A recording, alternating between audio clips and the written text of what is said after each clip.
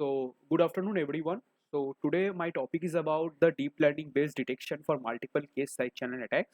So, we are going to discuss this paper in this video, and we are going to discuss the algorithm and how the steps are going on in this paper at the deep learning process. And we are going to discuss the introduction part and how the main problem statement, and after that, the algorithm, and after that, the results and the experiments, and after that, the conclusion of the paper and also the future work. So, let's going to discuss this paper. First, the main paper title is the deep learning based detection for multiple case side channel attacks. So this is the paper was introduced by some college students, some professors of Seoul University. So presented by Shovik Das. My name is Shovik Das, and we are going to simple discussion about this paper and understanding the core algorithm of this thing. Okay. So title of the paper is detecting side channel attacks or case side channel attacks with deep learning process. So before understanding the why case side channel attack are important, before understanding this, we have to understand the what is the case side channel attack.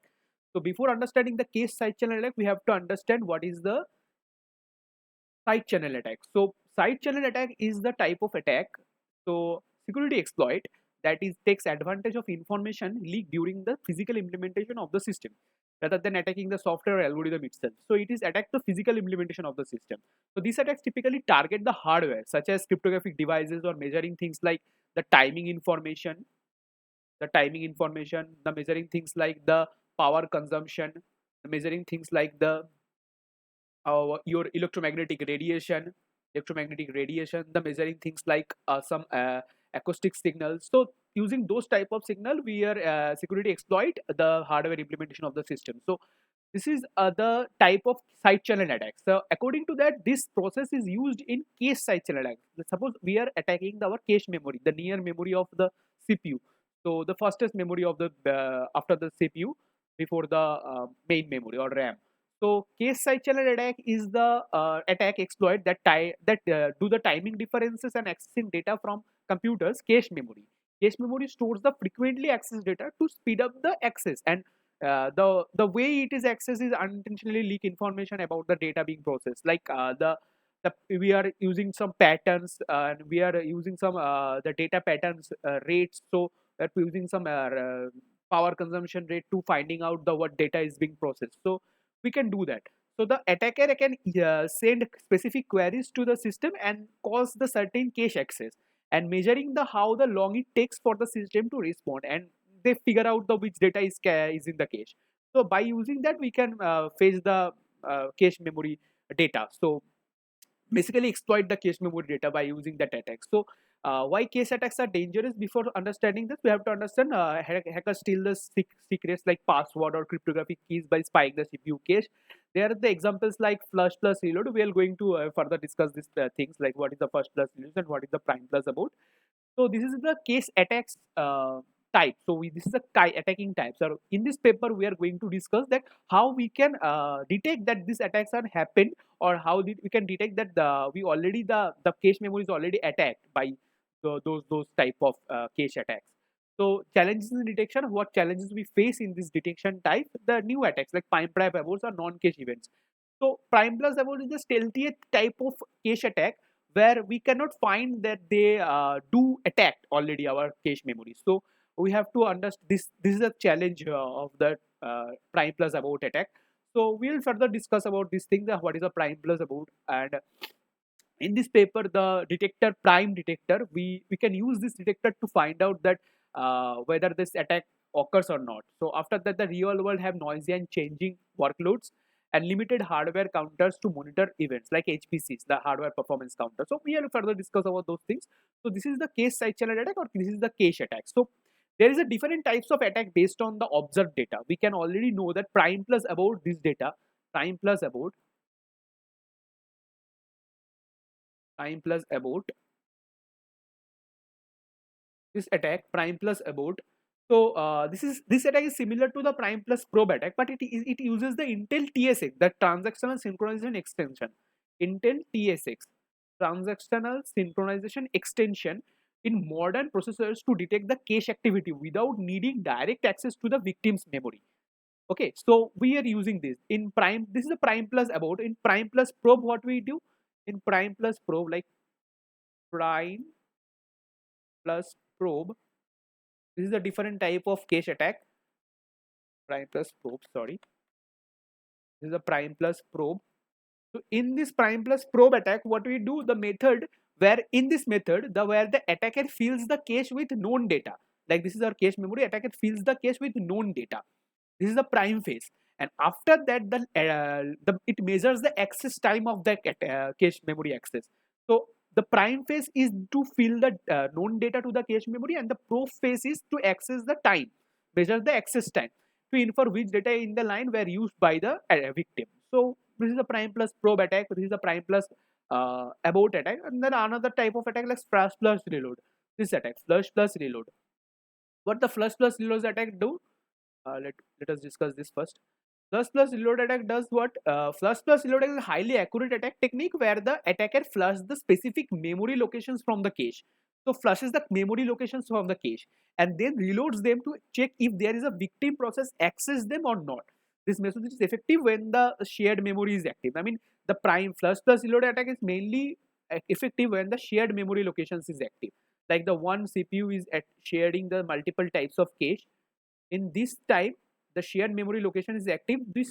In this time, the flush plus reload attack is effective because the shared memory access is happening.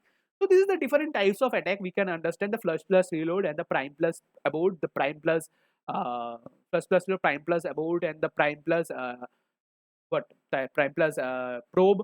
There are the three different types of normal general cache attack we know.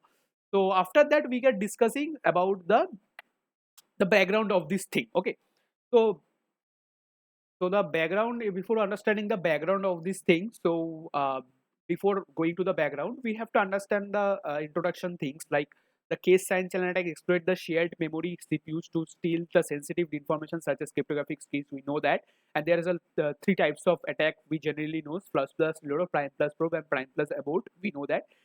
And what are the challenges in detection? We already know the diversify attack. There is a modern type of diversification we know that we already discussed in there. The diversify attacks we have. The resource limitation, like the hardware performance counters are limited, and most existing method focus solidly on events and leaving little room for the monitor to other relevant events. So this is the one other type of thing. And other last one challenge I can say that the dynamic workloads, like uh, the dynamic workload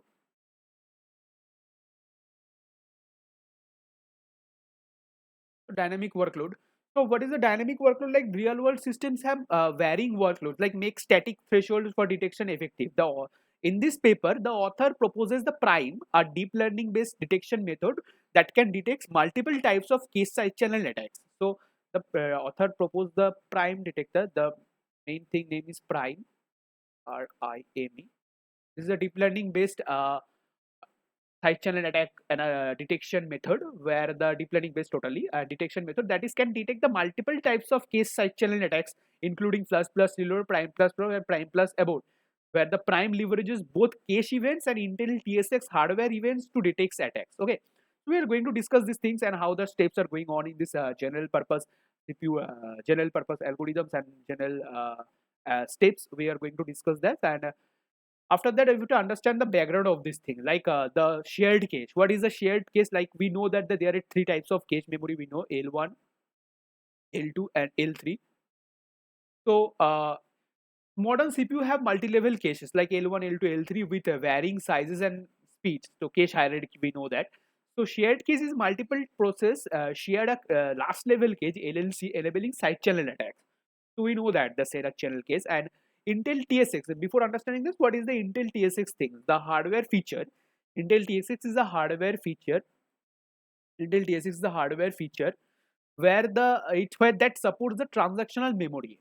So allowing multiple threads to access critical sections in parallel. However, it can exploit for the attacks like prime plus abort. So Intel TSX also can exploit it by prime plus abort. It also can be exploited by prime plus abort. Okay, it can be exploited. Fine. So after that hardware performance counter, we formerly known as HPCs. We formerly known as hardware performance counter. A specific general purpose register CPU. In CPU, there is a specific general purpose register. This is the HPC type of register where is this name is HPC. Okay, so general purpose register in CPU count the hardware events like cache misses, cache hits, like cache misses, cache hits, and branch mispredictions, types of counters. So this is a type of counter. Okay, so fixed function counter and programmable counters, it both have. Okay, so this is the background of this process, and we after that we are going to discuss the prime solution, what is the prime solution and how these things are going on. Okay, so before coming to the main topic, the prime solution, like the deep learning approach, we have to understand the uh, thing that what the study goes with. Like the study mainly focuses on three axis driven case side channel attacks. All three as attacks to the target of L3 cache and Intel CPUs with inclusive cache policies. Okay. So the author analyzed the hardware events like Intel, Intel for Intel the TSX events and the cache misses and the cache hits under different attack, like begin with the program conditions, and flush plus reload and prime plus probe, like two things: the flush plus reload, and prime plus probe, prime plus probe. Plus load and prime plus will generate significant cache misses, making them detectable by monitoring cache events. And where prime plus abort generate fewer cache events, we know that prime plus probe will generate fewer cache events. Like prime plus probe is generate fewer cache events. It generates fewer cache events by triggering that Intel TSX events like RTM retarded start, like RTM retarded dot start, or RTM retarded dot abort. So after analyzing those attacks or those threads, we can physically understand those type of attacks happen. So which can be used for detection. Okay, we can easily use for detection. So before understanding this, we can the author analyzes the temporal patterns of the hardware events. So we have the author analyzes the temporal patterns of the events and begin the program execution. The flush plus load and prime plus probe shows periodic patterns in cache misses or CPU cycles, and prime plus abort shows periodic patterns in TSX events. So author analyzes those things. So after understanding this, we have to coming through the main solution, the prime solution, how this prime solution works. The prime is a name given by the author, and what prime solution does, we are going to discuss this. First of all, let me clear the. So mainly the prime solution operates on three steps. Like there is the three steps of prime solution. What it does, we can understand. The prime detector operates in three phases. First is the data collection. There is the phase of data collection, and after that the phase is the model training. The model training, and after that the phase is the real time detection. Okay, how the data collection will be happening, like HPC monitoring, like HPC hybrid performance counter. So HPC monitoring, hardware performance counter. So HPC monitoring, by using that we can collect the data from the CPU. Like model training, MLP, RNN, LSTM, we know that there is a deep learning, lots of deep learning model. There is some MLP, RNN, or LSTM. So this is for the model training. Like using that model training, we are main generating the main I mean main technical thing, main whatever it is. I mean, after collecting the data with the model training, we are selecting which model is the best performance. So we are going to discuss about this the later slides. So after that, the model training, there is a real-time detection, like attack classification, attack classification.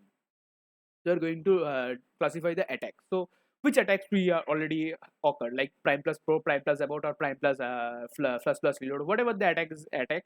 So we are going to discuss that. Okay. So this is the main architecture of this thing. So the hybrid monitoring is happening here. The deep learning uses the LSTM for AI for time patterns. The main thing is, the LSTM model gives the best performance. Okay, the LSTM models in this paper give the best cover. We will also discuss about these things in the later slides. But we are also using the MLP, RNN on this model to detecting that. But there is a less accuracy than the LSTM. So How the PRIME solution goes works, we are going to come in this algorithm for the next slides, like the step number 1, how these things goes work. Okay, in step number 1 we can see, so in step number 1 we can see the first is data collection phase. So in data collection phase, what can happen, like data collection phase, hardware events monitors, like the hardware events monitor what type of events in hardware events, cache events, like they're using programmable HPCs, like cache events, like we already discussed that memory load retarded L3 mesh or L3 memory load of L3 mesh or L3 hit for L2 caches or L3 caches, whatever it is, cache misses or cache hits, like cache events, like we are doing the cache event. Cache event. So hardware event monitor here, and we by monitoring that event we are saving the data in a CSV file. After that, we are going with the TSX event, the Intel TSX event. What are the Intel TSX events? This is a fixed function HPCs. The fixed function HPCs, like the RTM retarded dot start, like RTM retarded dot start. We can do that here, like RTM. The color is not that case. The color possible. Forget it. RTM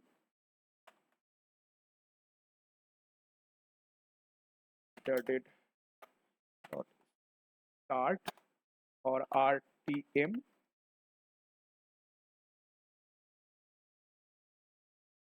dot aborted. So this is the two our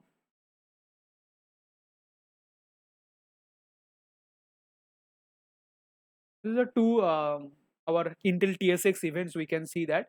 So there are more TSX events like TX meme about capacity write, like TSS about due to the memory capacity. There are lots of events. So hardware events we can monitor, the Intel TSX events we can monitor, and after that general purpose CPU events, like you can see, like general purpose CPU events. Okay, so the general purpose CPU is a CPU clock halted thread, like the unhalted CPU cycles, like instant retarded dot any. So this is the retarded instruction we can find out. So by using that type of data, we can generate a CSV file for the to finding out the temporal patterns of the data. So this is the step 1 of the data collection. In the step 2, we can find out, we also do the data aggregation also. I mean, events are sampled every 10 milliseconds or 100 milliseconds to store the time series format in CSV file. So I mean, after that, generating the data, now we are generating a CSV file of every 10 millisecond or any 20 millisecond or 100 millisecond. We can do whatever we want. But in the general case, we can do the 10 millisecond for generating the data to capturing the data for the temporal events, and we can using that data we can uh, give the data to our main deep learning model. So after that, the step 2, the data processing. After the data collection, we are doing the data processing. Okay, what the data processing we are doing the robust scaling. The data is normalized using the quantilized to handle the outliers. Like there is a lots of data and there will be some outliers will be present. So to distinguish the outliers, to short, we firstly short the data. Like there is a data like 10, I mean the example 10, 20, 25, 7, 100, 0.17. So we are first of all short that data to the properly to short that data, and there is some quantile, like this is 100 is a quantile, so it data go into the last phase, and we by using that quantile, we by for that quantilize we are using the out quantilize, like x. The formula is, let me write the formula first. Write the formula first. The formula is xpx equals to x minus q2 q3 minus q1, where q1, q2, q3 are the first, third, second, and third quartiles. So using that quartiles, we can distinguish the outliers of the present in the data.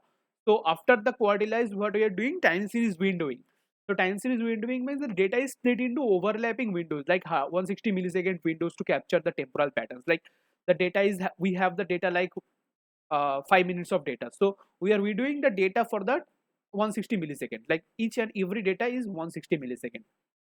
So after using that 160 millisecond of data, 160 millisecond, 160 millisecond, 160 millisecond, 160 millisecond, we are finding out the temporal patterns of the data. We doing, they are happening. So this is the data pre-processing steps we are doing, like the robust scaling and the time series we doing. Okay. After that, what we are doing? So after that data collection, after that data pre-processing, after that we are going to with the main step, like model architecture. This is the main step of that paper. I mean, the important step of that paper. We're going to discuss this. Step 3, the input shape and the model architecture. Okay. So the prime detector mainly uses the LSTM primary model due to its superior performance. I mean, we have the MLP and other architectures like RNN, and basically we are using the LSTM model architecture too. It has the best performance thing. So we can see that what we have, the input layer, the time series data will be provided. What we have, the CSV data dot CSV data. We provide that data to the input layer of the time series data, and after that the LSTM layer will be trained in 256 of units. And the LSTM layer, inside it had the forget gate, the input gate, and the cell update states, and the output gates also.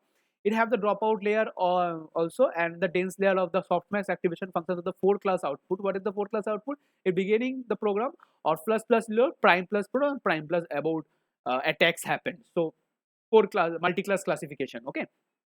So this is the main main model architecture of the LSTM model. We also already know that, and for that case, we are using the LSTM model because of the its superior performance for that training. We also show that result in the, we already show that result in the paper. So it have the all performance models and all MLP and RNN and LSTM model. We also see that LSTM models have the best performance given in this paper. So we can see that the in input shape, what we can do in input shape, they are giving the sequence length and number of features.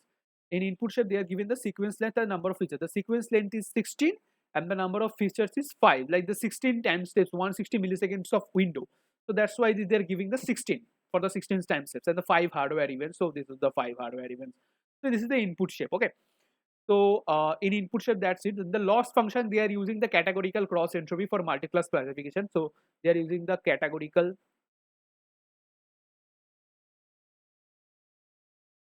cross entropy.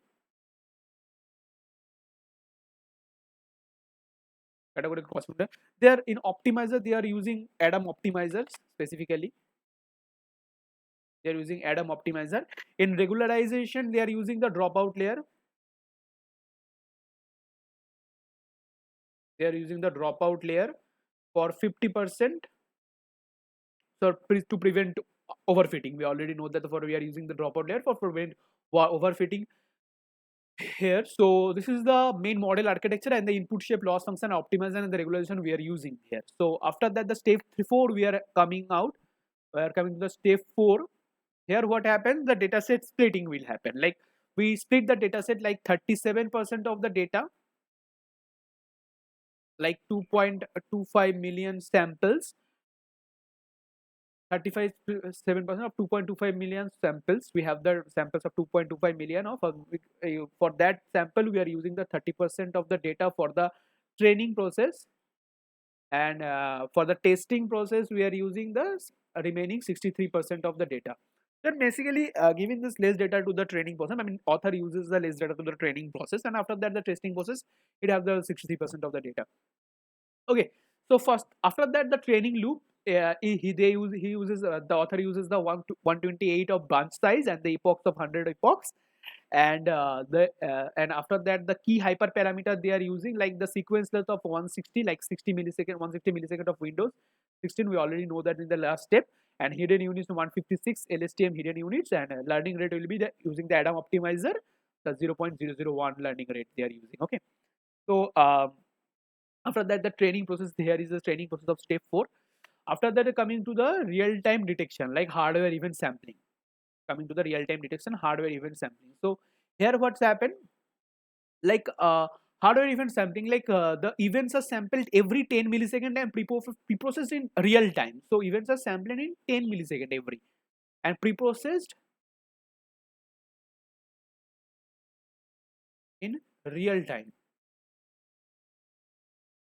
Pre-processed in real time. And after that, the sliding into inference. Sliding into inference, the LSTM model mainly processes the at least 16 samples to classify attacks. So this is a sliding into inference. There's 16 samples to classify the attacks, and the output is generated. The model output, output the probabilities of each class. I mean, it have the beginning class, it have the prime plus probe, it has the prime plus reload. So four classes it have. So model outputs the probability of each classes. Like this is the 28%, this is the 96. So this type of probabilities they are giving. So I mean, obviously not 28, not 10, 98. If the now someone is 98, the total number of other three things will be 2. So model gives us the probability. The highest probability will be the higher probability to likely to be happen or attack. So the output will be like that. So real time detection will be happen. Okay. So mainly the our main step, mainly the discussion is the main thing is our the overview of PRIME detector. I mean prime detector, frame detector. We can call it a prime detector. This is a prime, long leaf type maybe. So training process, what happens, like hardware events like PMU data collection will be happen, like they collect the data. Here it is. They collect the data, PCM, and pre-process the data by using the the handle the outliers also. And after that data, we process the CSV data to give the CSV to the training or deep learning model. After giving the CSV data to the training deep learning model, the trained deep learning model we get, and we using that testing phase to detect the data to the real-time detection. In the training phase, the data collection will be happen the hardware events like uh, PMU and data processing, and the CSV data we give to the testing phase. Like this thing is here and this thing is that.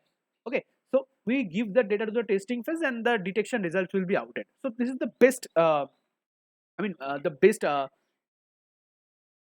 figure we can see to understand the whole algorithm or whatever it is. So we can mainly understand the main LSTM, how this LSTM mainly works.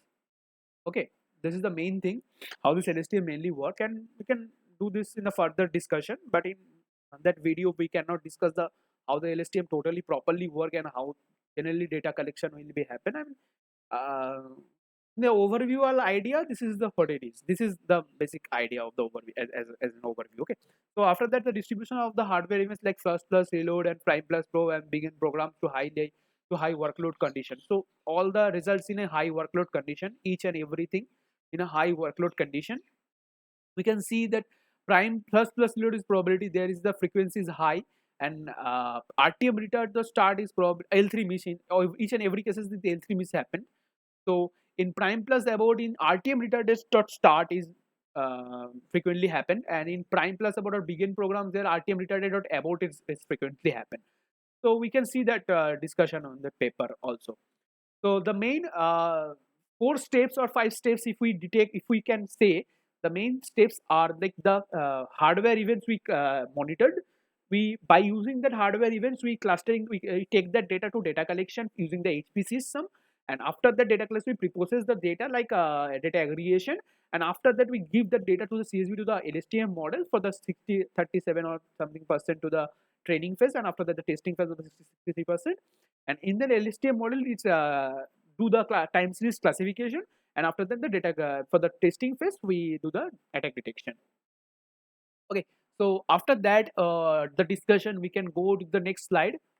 This is the key technical innovations, like the we can totally understand that the key technical innovation there is a combines the cache events with TSX events. I mean combines the cache events, I mean changing the color first of all, cache events with the Intel TSX events. This is the combination of those things. I mean, this is the detect the stealthy attacks like prime plus abort also. So this is the one of the key innovations here. So temporal pattern captures like periodicity and attack behavior. So temporal pattern capture.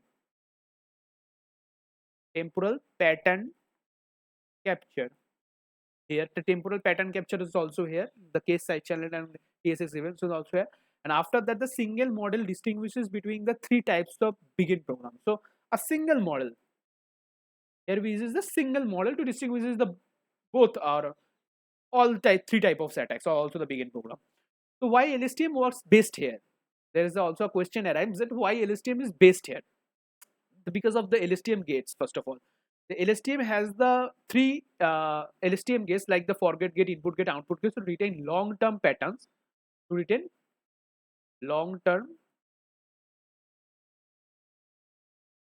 patterns.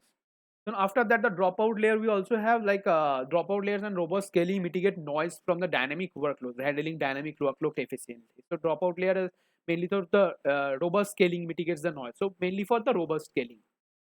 Okay. So dropout layer mainly for the robust scaling we are using to handle the noise and the overfitting issues. Okay.